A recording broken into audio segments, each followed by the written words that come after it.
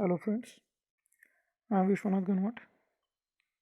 Today we are starting our next lecture, Physical Chemistry, Physico-Chemical Techniques, in which first unit, X-ray methods. Okay, this is the content. We have seen the generation of X-rays, how X-rays generate.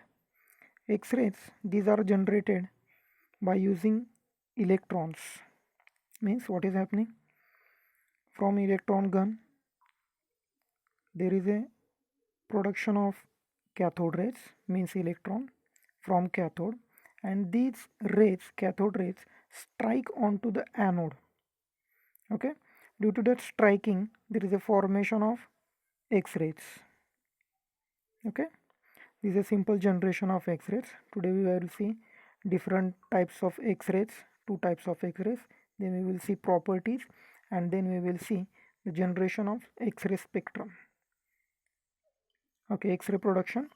It is produced by two different mechanisms. First mechanism, the electrons which are coming from the cathode, they interact with the nucleus of anode atom. Listen carefully. The electrons coming from the cathode, they interact with the nucleus of the anode atom, and there is a formation of X-rays.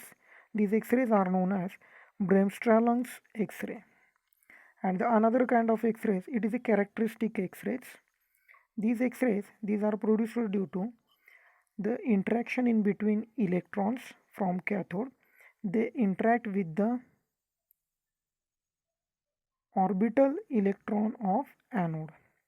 They interact with the orbital electron of anode. See what is happening? The orbital electron, it is replaced. Orbital electron, it is replaced. Therefore, there is a production of X-ray. We will see in detail in next part. Okay, see. This is the first our Bremsstrahlung X-ray production. See the animation carefully. See what is happening. This blue colored electron, it is coming and it interacts with the positive charged nucleus. Okay, and then there is a production of X-rays.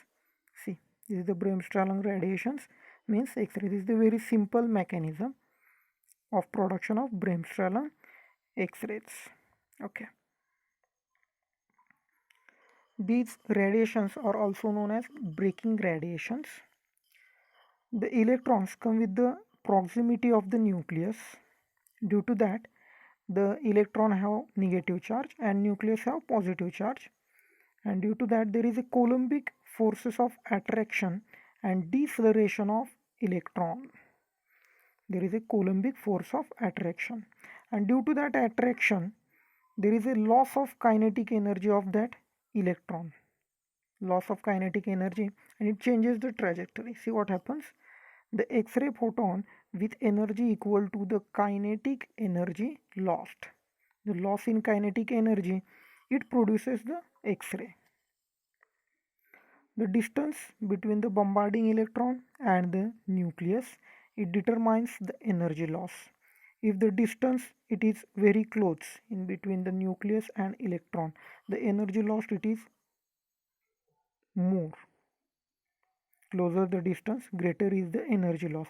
If the distance is high between nucleus and electron, the energy loss it is less. Means if the electron and nucleus both are close, there will be more loss of energy, means higher energy X-rays are produced. Part of all the energy of the electrons is dissipated from it and propagates in the space as electromagnetic radiations, and these electromagnetic radiations are nothing but our X-rays. Okay, next kind of X-ray, it is a characteristic X-ray. See animation carefully. What is happening? High energy electron, it is coming and it interacts with the inner orbital electrons, and what is happening? Inner orbital electron, it is replaced or it changes its position. Then due to that, the outer orbital electron, it takes position of inner orbital electron, and during that replacement there is a loss of energy, which is our characteristic X-ray energy, that radiation. Very simple mechanism, characteristic X-rays.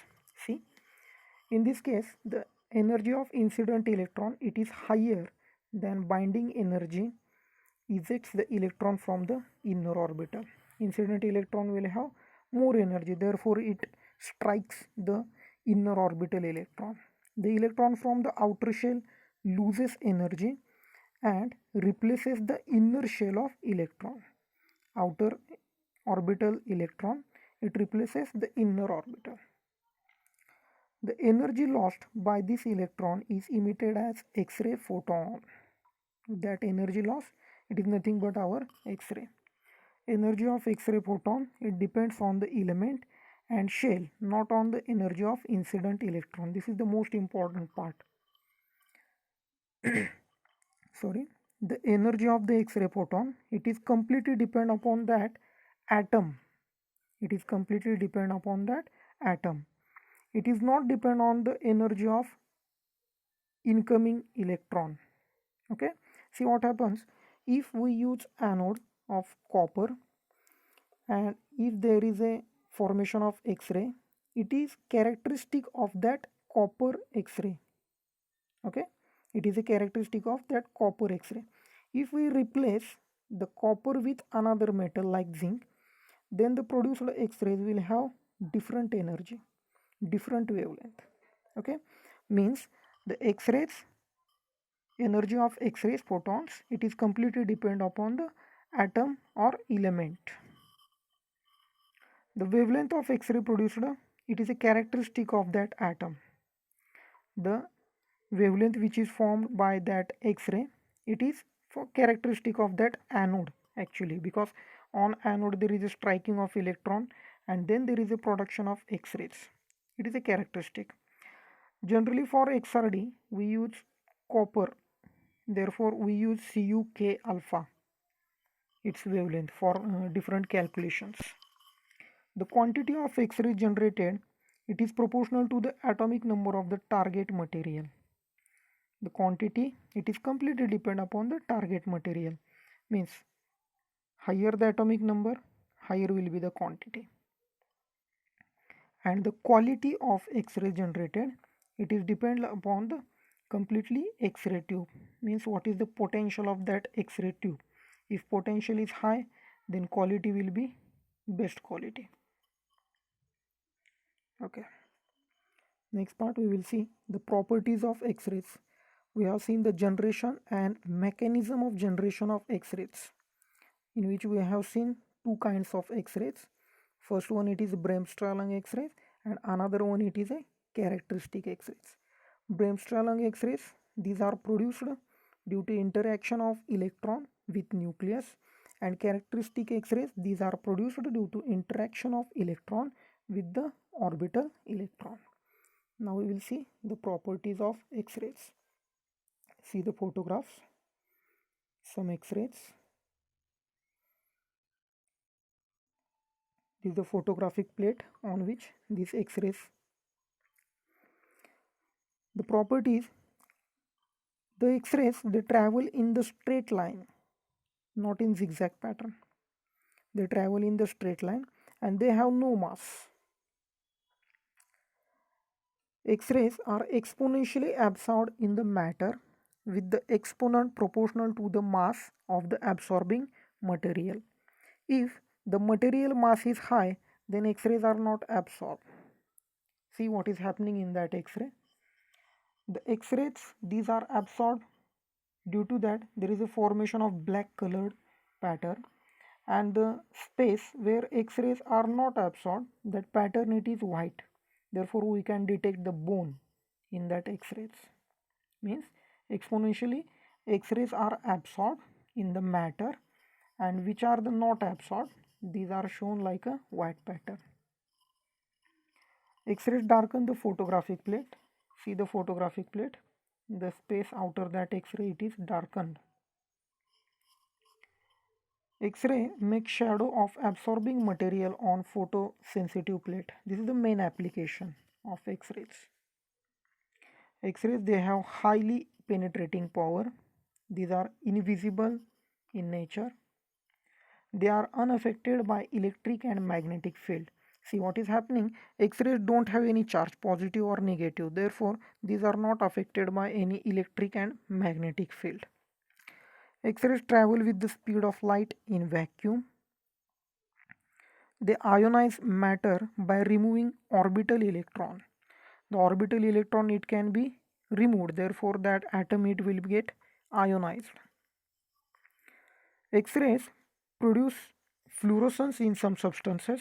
Some substances will get fluorescent. Fluorescent screen glow after striking the photons, and X-rays cannot be focused by lenses nor by collimator.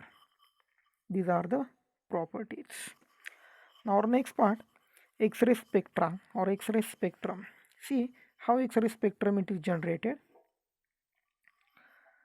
If we plot the graph of a number of X-ray photons as a function of their energy, we will get the spectrum like this. Okay, this is the relative number of photons, and this is the wavelength or energy. And we have generated these X-rays at different kV, means different potential.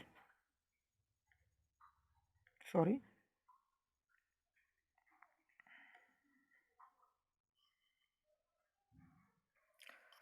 This is the key of understanding. See what is happening in this. The X-rays spectrum, that continuous spectrum. See, this is the continuous spectrum. It starts with the 0 and ends with the 0. This continuous spectrum, it is called as continuous Bremsstrahlung X-ray spectra. Okay, this produced due to the interaction of electron with the nucleus of atom. Okay, and the peaks like this, both peaks, these both peaks have similar position. Okay, these peaks, these are produced due to the characteristic X-ray spectra. Okay, the position of peak, it is fixed. The position, it is fixed. Why? Because of that electron. That electron, it is a characteristic electron. Na? Therefore, it is a characteristic of that element of that anode. Okay, they does not change its position.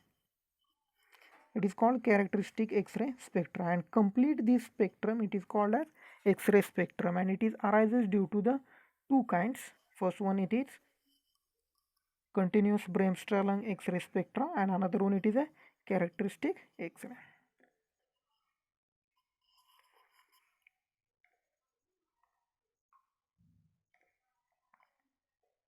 See, continuous Bremsstrahlung X-ray spectrum, how it is arises. The Bremsstrahlung X-ray energy, it ranges from the 0 to the peak and it backs to the 0. Okay, I will show you. X-axis, y-axis, it starts like this and ends like this. Starts with 0, also ends with the 0. This is referred to as continuous X-ray spectrum. The majority of the useful X-rays are the continuous spectrum. Majority of the X-ray spectrum, it is a continuous spectrum due to the interaction of electron and nucleus. The maximum energy will be equal to the kVp of operation. kVp, it is for peak. This is why it is called kV, kilovolt peak. Another one, it is a characteristic X-ray spectrum. It is a sharp line or straight line, and it does not changes its position or energy. The characteristic X-ray have precisely fixed or discrete energies. These energies are the characteristic of the difference between the electron binding energies of the particular element. We will see example. We will take tungsten as an anode. For tungsten, we will get 15 energies. From that 15 energy peaks, there will be 5 vertical lines. It is represents K X-rays and 4 represents L X-rays, and remaining represents the lower energy outer shell electrons. Okay, See carefully, it is a X-ray spectrum, continuous X-ray spectrum and characteristic X-ray spectrum. Continuous X-ray spectrum, it starts with 0 number of photons, ends with the 0 number of photons. And characteristic X-ray spectra, it is a completely peak, K alpha, K beta, similarly L alpha, L beta, means the shell of electron which is replaced. Okay, this is the point. Next point we will cover in our next lecture. Thank you very much.